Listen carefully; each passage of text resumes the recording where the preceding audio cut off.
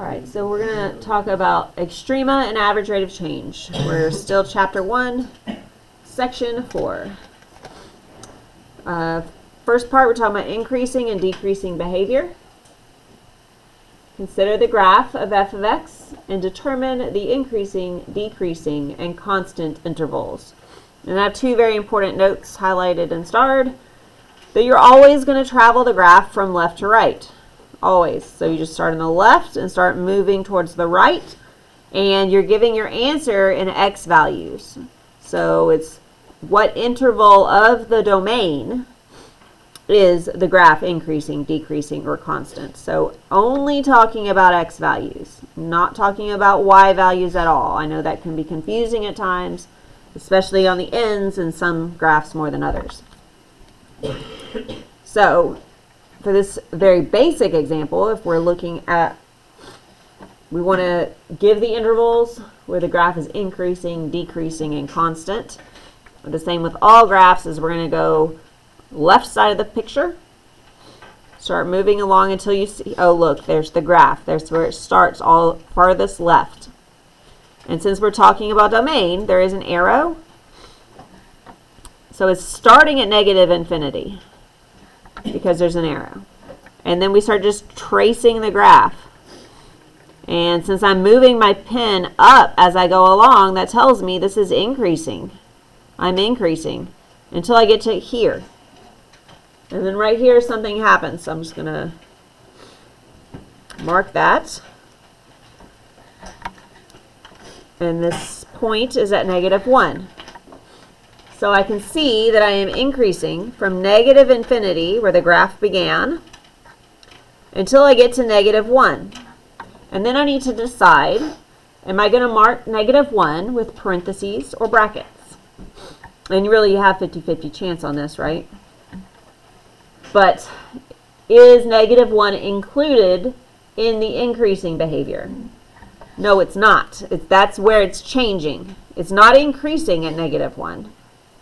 It was increasing until it got there, so this is parentheses. So those points where the behavior changes are not included in the interval. So then something happened, it changed, but I'm going to continue tracing along my graph, so that's where I was. I'm going to keep moving along from left to right. And I see I'm not going up or down, I'm just completely flat, horizontal. It's a slope of 0. So that means for this whole section, there was not a change. I did not increase, I did not decrease, so that was constant. This is a constant because it's a flat, horizontal, slope of 0, no change. And it happens from -1 until I get to 2, and that is where the behavior changed again. That's constant. So from my constant, from -1 to 2, not including those points. That is a constant interval. So then I still have more graph. So I continue tracing my graph. And as I trace it, now my pen is moving down. So I'm going downhill, down to the right.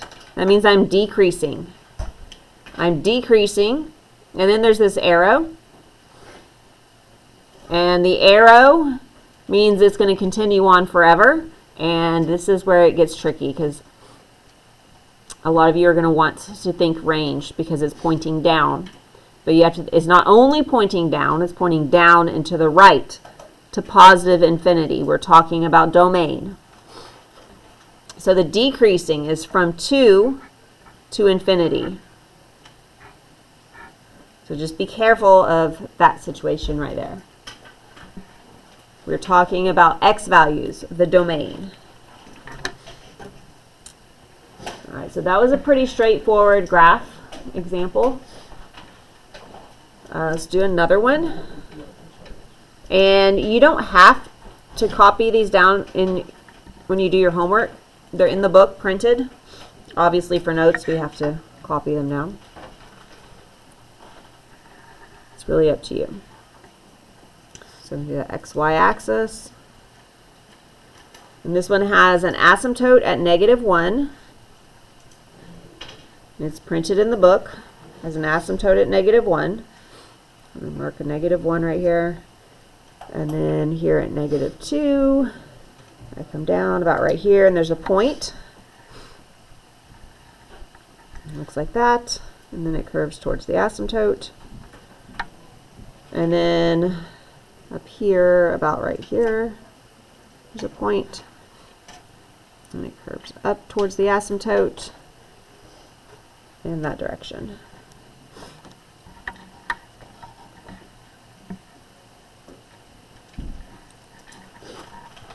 Okay, so there is another example. Same instructions. Consider the graph of f of x and determine the increasing, decreasing, and constant intervals. Does this one have a constant interval? No, it does not. It would be a flat horizontal section of the graph. There's no horizontal flat sections in this graph, so we don't have to worry about constant. We just have increasing and decreasing. I'm just going to abbreviate increasing and decreasing. There's really no work to show for this. You're just going to give your answer. We're going to start the same way we started the other one, all the way to the left. So all the way to the left, and then start moving along. And then I see the graph, the arrow down to the left, that tells me I started at -infinity.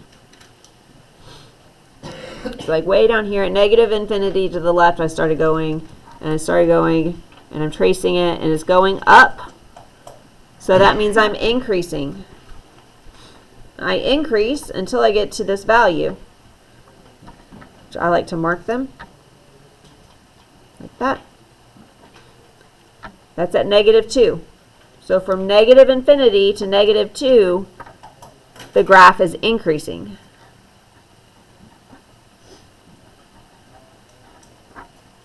You never include the points where it changes direction. All right, so then it changed direction, but I can still trace my graph. And it's going down now, so that means it's decreasing, and it decreases, and then I hit an asymptote. So that means I have to stop. So there's an interval of decreasing from -2 to the asymptote at -1.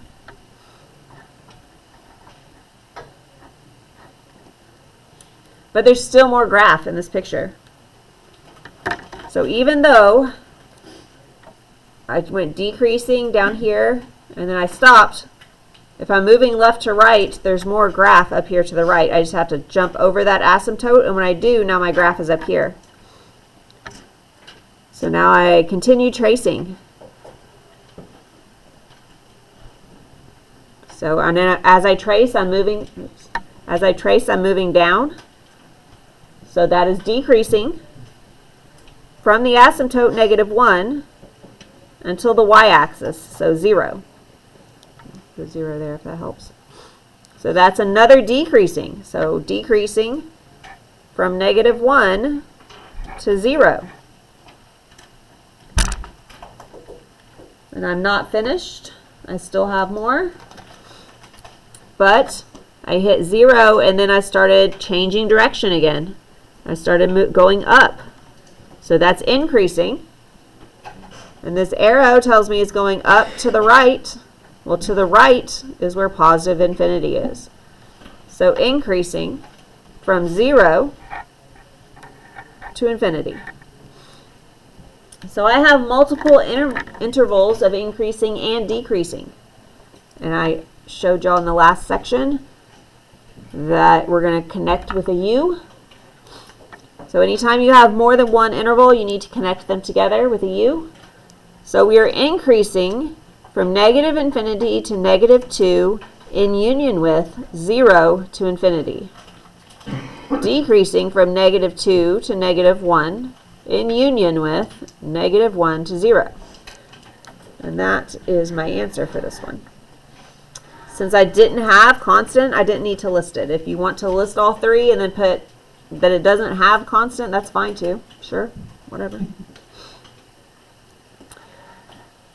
All right, so that's part A of the notes, the first part of the notes. And then B, we're just going to talk about extrema. Extrema is just plural for extremes. So if you're talking about an extreme as if it's a thing, then if you have more than one of them, then you have extrema. They are critical points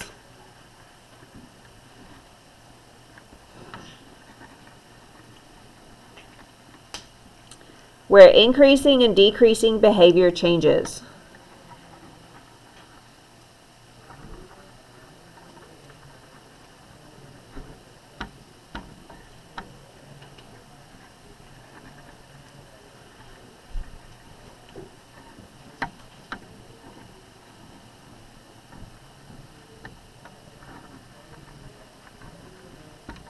Critical points where increasing and decreasing behavior changes.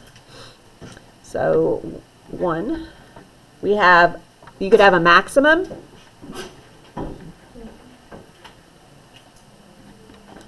or relative maximums.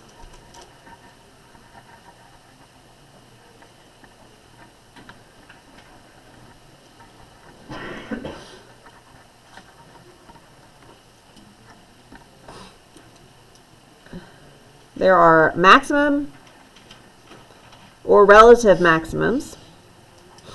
You can only have one true maximum, but you could have multiple relative maximums. Or a minimum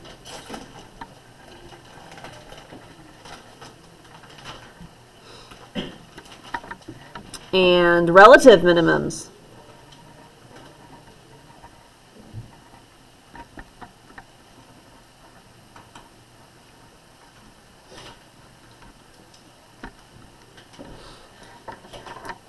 One true minimum and several relative minimums, or more than one relative minimum, or 3 inflection points.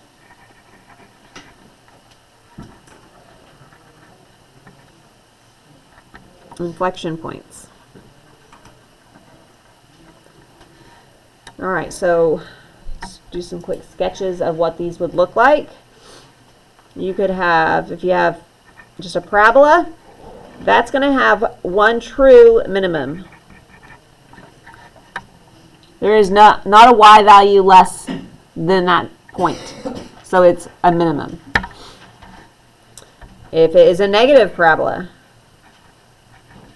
then you have a true maximum point, because there are no y values greater than that point. So it makes it a true maximum. But then if you have something like this,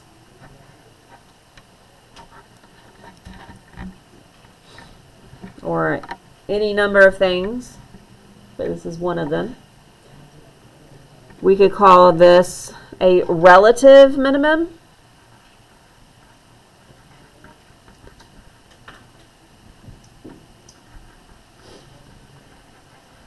Because it's not a true minimum, because a true minimum wouldn't have any y values less than that point.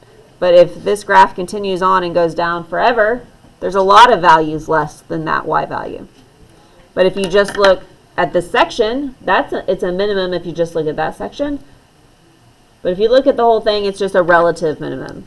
And the same goes for this point here. That would be a relative maximum.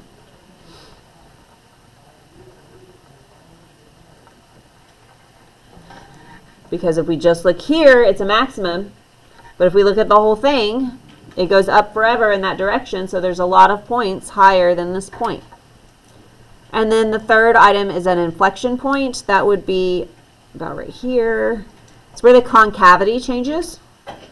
IP. I'm going to abbreviate that one with IP for inflection point.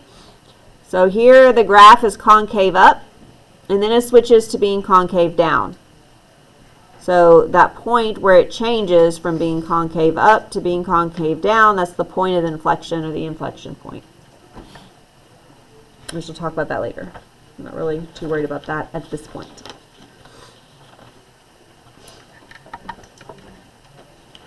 Okay, So then the last section of notes is the average rate of change.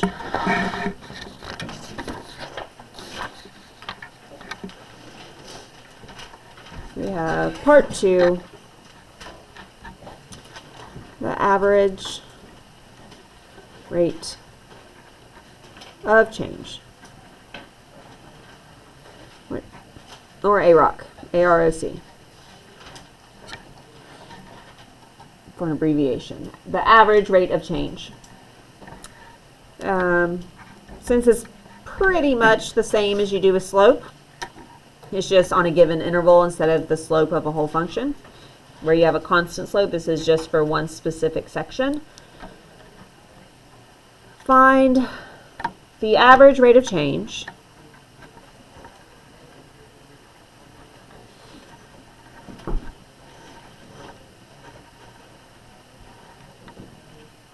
for f of x equals negative x to the third plus 3x on the interval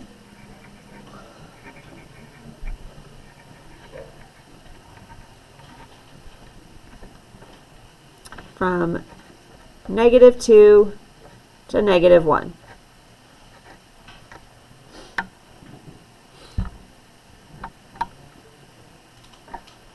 Okay, find the average rate of change for f of x equals negative x to the third plus 3x on the interval -2 to -1. So for average rate of change, we're going to use the good old slope formula. M equals y2 minus y1, so the change in y over the change in x, x2 minus x1. Y'all seen that forever. You know it. It's great. Slope formula. Y, change in y over change in x. So then we look at our problem again. We aren't given 2 points.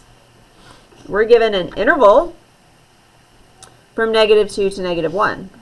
Those are both x values. So this is like x, the first x point, x1 and x2, but they're both x values. So if we need x's and y's to find the average rate of change, first thing we have to do is find out what y values go with those x values. And we can use this function that we were given to do that. Because y is a function of x. That's why it's f of x, a function of x. And that's why we plug in y sometimes whenever we want to solve with a function. So step 1 is going to be to find the y values. Find the y's. So we're going to evaluate our function at our x values, and it will give us the y values. So I'm going to do my function, but everywhere there's an x, I'm going to put a blank set of parentheses. So f of blank equals negative blank to the third plus 3 times blank. So if I'm going to evaluate x for my x1, that's when x is -2. So I'm going to do f of -2. I'm going to plug in -2 in the blanks.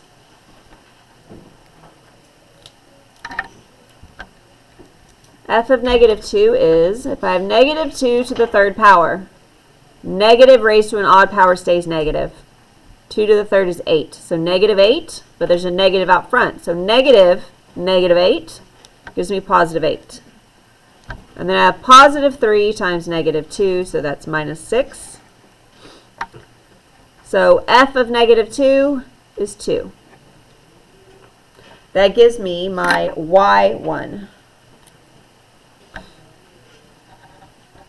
So y1 is 2. To go with my x1 of -2. If it helps you to write these as an ordered pair, go ahead. It's negative 2, 2. We found a point. It's our x1, y1.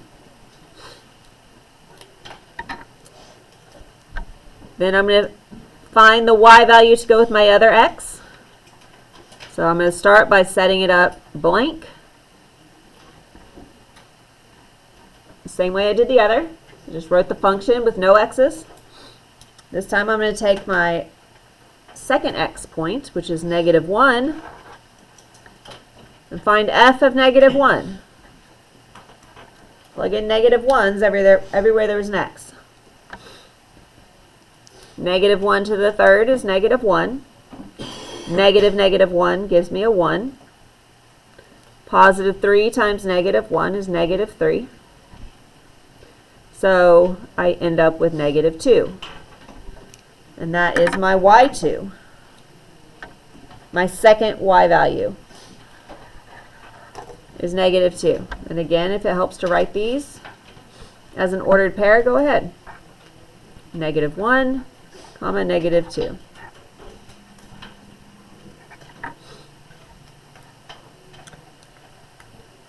Now that I have two sets of points,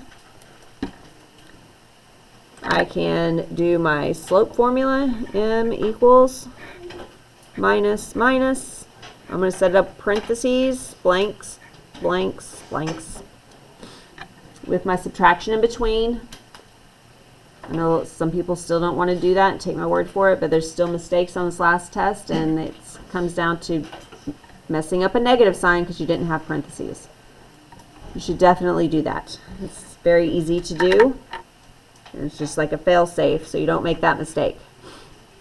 So we know y's go on top because it's y's over change in y over change in x. I have y2 over x2, my 2's. So I'm going to take my y2 over my x2. My y2 was negative 2. My x2 is negative 1. There's the ordered pair. And if this isn't the way you'd like to set up your slope formula and you like to do it the way you've always done it and it works for you, go ahead. This is the way I set up my slope formula. I find it, that's just the way I like to do it. Then I take my other y over x. y1 was 2. And my x1 is negative 2.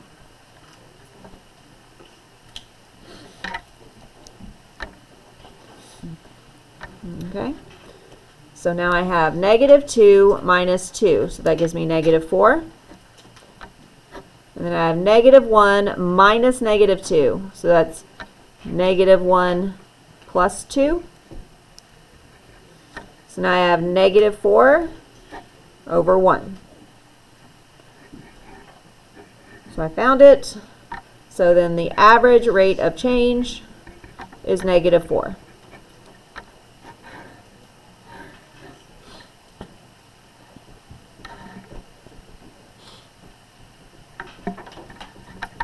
All right, so the given interval is going to be x values. So you're going to use those x values and the given function to find your missing y values.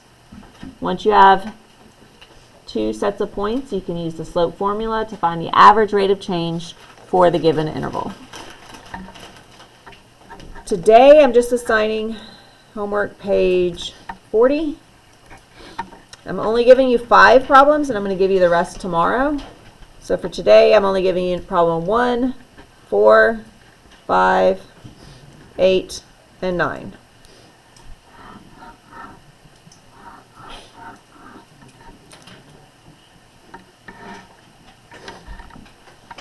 Page 40, number 1, 4, 5, 8, 9.